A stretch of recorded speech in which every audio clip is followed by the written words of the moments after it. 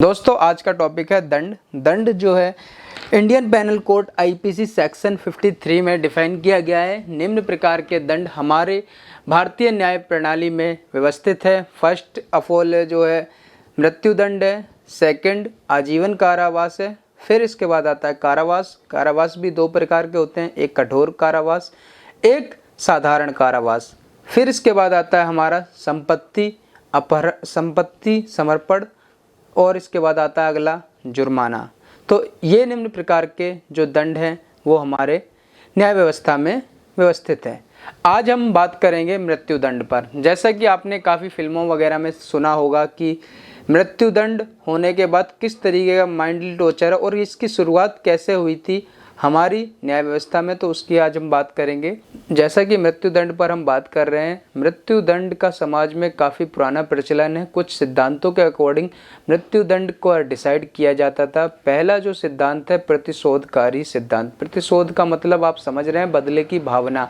तो प्रतिशोध से हमारा अभिप्राय ऐसा था कि पुराने समय में जब क्या है कि प्रतिशोधकारी सिद्धांत बनाए जाते थे, उससे क्या होता था नियम कि जैसे मान लीजिए कि अगर किसी बंदे ने किसी की आंख फोड़ दी तो उसके बदले में जिसने ये कार्य किया है तो उसकी भी आंख निकाल ली जाती थी। आपने पुराने मुगलों के टाइम पर भी इस तरीके के नियम देखे होंगे कि इस तरीके से अगर सामने वाले पर्सन ने एक का सर फोड़ा है तो उसके एवज में उसी से दूसरे का सर, उसी पार्टी का दूसरी पार्टी का सर फोड़वा दिया जाता था। तो इस तरीके के सिद्धांत कायम थे पहले, जिसे बोला जाता है प्रतिशोधकारी सिद्धांत। फिर इसके बाद जो अगला सिद्धांत है वो है प्रायश्चित सिद्धांत। प्रायश्चित सिद्धांत जो है हिंदुस्तान में प्रचलन था और हिंदू रीति रिवाज के अकॉर्डिंग है। ये ज़्यादा इसका फैलाव नहीं हुआ और पश्चिमी देशों में नहीं इसका चलन आया था। प्रायश्चित सिद्धांत का अर्थ है कि इसमें क्या है कि राजा जो हमारे मनु हैं, मनु ने जो काफ़ी हमारी हिंदी वेदों का लिखा है, तो मनु का मानना ये था कि अगर राजा किसी दोषी व्यक्ति की शुद्धिकरण कर दे, मतलब कि अगर राजा सजा दे देता है किसी भी दोषी व्यक्ति का, पापी व्यक्ति का, तो उससे वो व्यक्ति शुद्ध हो जाता है और शुद्ध होने के बाद अगर उसे मृत्यु दंड भी दिया जाता है राजा के द्वारा तो वह शुद्ध अवस्था में ही स्वर्ग में जाएगा और एक सामान्य व्यक्ति की तरह उसका वो था, मतलब सामान्य व्यक्ति की तरह उसके पाप गिने जाएंगे स्वर्ग में। तो प्रचलन हमारा जो हिंदू रीति रिवाज के अकॉर्डिंग ये जो बोला जाता है सिद्धांत, इसे बोला जाता है प्रायश्चित सिद्धांत। प्रायश्चित सिद्धांत का अर्थ एक तरीके से मैं आपको बताता हूँ। जैसे पुराने राजा क्या करते थे कि इस व्यक्ति ने चोरी करी है तो चोरी करिए, इसके एवज में क्या करिए, आप इसे 4 कोड़े मार दीजिए। अब उस व्यक्ति को क्या किया जाते थे, 4 कोड़े मार दिए जाते थे। 4 कोड़े लगने के बाद क्या हुआ, वो व्यक्ति दोबारा से शुद्ध हो गया और शुद्ध होने के बाद अब वो एक सामान्य जीवन जी सकता है। तो इस सिद्धांत को बोला जाता है प्रायश्चित सिद्धांत, जो कि प्रचलन में था हिंदुस्तान में। इसके बाद आया प्रतिनिरोधात्मक सिद्धांत। प्रतिनिरोधात्मक सिद्धांत क्या था कि समाज में जो क्रिमिनल थे उनको बहुत ही घृणा की नज़र से देखा जाता था और इस प्रतिनिरोधात्मक सिद्धांत का मतलब था कि समाज को एक उदाहरण के रूप में दिखाना कि अगर आप इस तरीके का कोई क्राइम करते हैं जो सज़ा इस व्यक्ति को मिल रही है, इसी तरीके से आपको कठोर सज़ा आपको भी मिल सकती है। तो इसमें प्रतिनिरोधात्मक सिद्धांत में क्या होता था कि सामने उस व्यक्ति की जो भी सज़ा दी जाती थी वो पब्लिकली दी जाती थी, पब्लिक के बीच में दी जाती थी। इससे क्या है कि सभी पब्लिक को उदाहरण मिलता था कि आपको इस तरीके की सज़ा नहीं मतलब कार्य नहीं करना, नहीं तो आपके साथ भी ये सज़ा होगी। जैसे कि अगर किसी व्यक्ति की मृत्यु दंड दी जाती थी तो इसमें क्या है, मृत्यु दंड भी बहुत ही ज़्यादा ग्रीवियस और बहुत ही ज़्यादा कंडीशन खराब, मतलब कि बहुत बुरी स्थिति के साथ देते थे। तो जैसे मान लीजिए उस आदमी की गर्दन कटवाने का ऑर्डर दे दिया, तो जो गर्दन काटने का ऑर्डर है वो पब्लिक में वो होगा कार्य, मतलब उसमें जो हमारा जल्लाद होगा वो सामने पब्लिक के सामने उसकी गर्दन काटेगा, जिससे कि सभी व्यक्ति को एक उदाहरण हो जाएगा और खौफ में रखा जाता था। तो ये वैसे काफ़ी लोगों का मानना था कि ये कारगर होगा, मगर ये उतना भी कारगर नहीं हुआ, क्योंकि ऐसा भी हुआ कि जब किसी चोर को खुलेआम सजा दी जा रही है चोर को, तो उस भीड़ के बीच में ही कई चोरियां और हो गई। तो हम कह सकते हैं कि ये भी प्रतिनिरोधात्मक सिद्धांत था, ये भी फेल हुआ समाज में।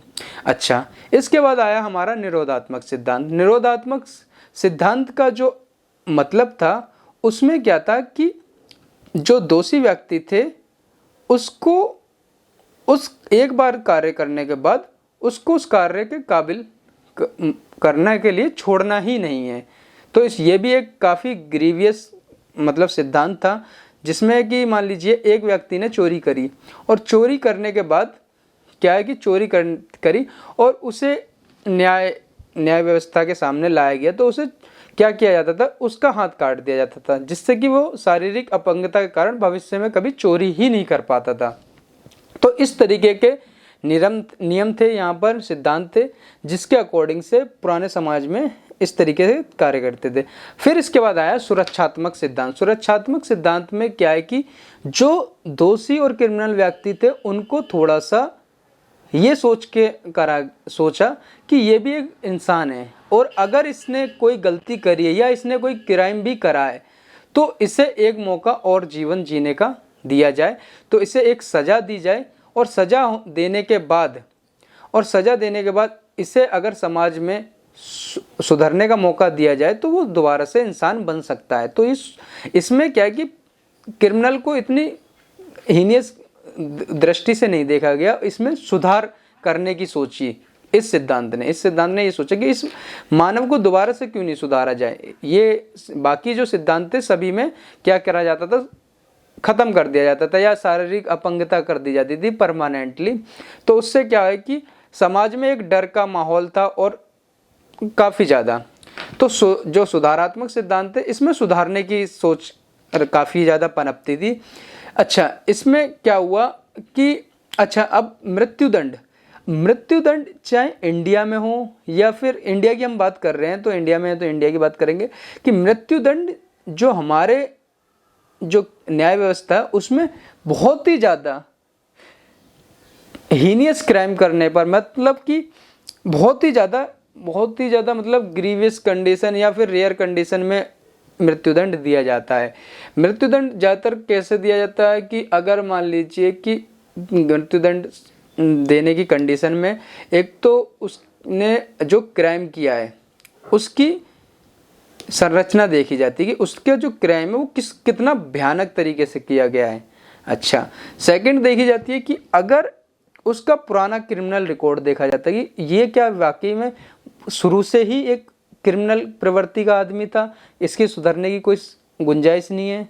और तीसरा जो कंडीशन देखी जाती थी, कभी कभार ऐसा हो जाता था कि जहाँ पर बहु समाज लोगों को उसकी मृत्यु ही चाहिए, उस व्यक्ति क्रिमिनल की मृत्यु ही चाहिए, जब बहुत समाज लोगों की डिमांड हो जाती है तो ऐसे में उसे मृत्युदंड दे दी जाती है क्रिमिनल को। जैसे कि एक एग्जांपल देता हूँ कि अभी जो इंदिरा गांधी की जब मौत हुई थी तो क्या है कि बहुत समाज लोग और उसमें क्या है कि दंगे की स्थिति फैल गई थी। तो इसमें एक जो पूरा का पूरा एक समाज था तो दंगे की स्थिति हो रही थी, तो यहाँ पर उसे मृत्युदंड देना जायज़ था। अच्छा, एक और देता हूँ कि जैसे अजमल कसाब था जिसने मुंबई हमले में अटैक किया था। इसमें क्या है कि इसने, आप इसकी प्रकृति देख सकते कि इसने जो क्राइम किया था वो बहुत ही ज़्यादा बुरी कंडीशन में किया था, बहुत लोगों को मार दिया था, लड़कियां मरी, बच्चे मरे, बहुत लोग मारे थे। जो अजमल कसाब था जो पाकिस्तान का टेररिस्ट था, जो इंडिया पे मुंबई ताज होटल पर उसने अटैक किया था, और उसमें क्या था, इतने सारे लोगों को मारा था एक साथ। तो ऐसे में उसके बाद वो आतंकवादी भी था, और उसने तो ऐसे में हमारी जो न्याय व्यवस्था थी उसने क्या करा था, उसे मृत्युदंड दिया गया था और लास्ट फांसी उसे दे दी गई थी। तो इस तरीके से मृत्युदंड जो होता है वो रेयर कंडीशन में दिया जाता है। और इसमें क्या है कि जब लगता है कि यार एक कि इसका मृत्युदंड देना सही है, तभी मृत्युदंड दिया जाता है हमारे देश में। आई होप आपको मृत्युदंड और दंडों के बारे में समझ में आया होगा। ये section 53 IPC Indian penal code में डिफाइन है और आगे भी इसी तरीके से नेक्स्ट टॉपिक पर भी बात करेंगे। आपको बने रहें।